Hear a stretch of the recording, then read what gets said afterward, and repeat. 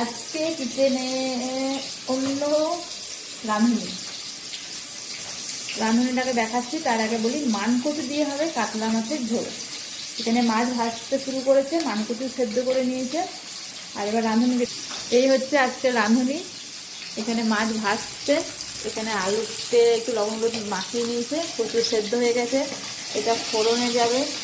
আর এখানে বাটা হবে জিরের সঙ্গে টমেটো, লঙ্কা আর আদা রসুন আর পেঁয়াজ।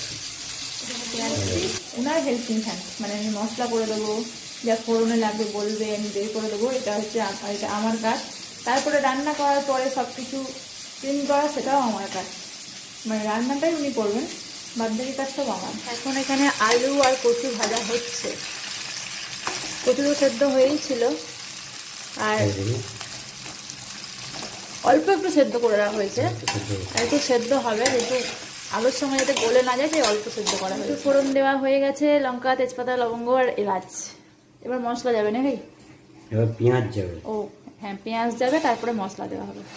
এখন পেঁয়াজ কষানো হচ্ছে। মশলাটা রেডি। মশলাতে ধনে গুঁড়ো আর একটু কাশ্মীরি লাল মির্চ অ্যাড করা হয়েছে, তাই একটু লাল লাল ভাব এসেছে।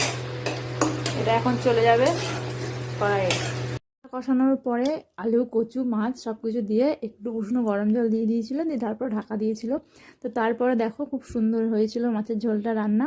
ওই সময় আমি ক্যামেরা অন করতে পারিনি, একটু ব্যস্ত ছিলাম তাই। তো ভালোই রান্না করেছিল। তোমাদের কেমন লাগলো কমেন্ট করে জানিও।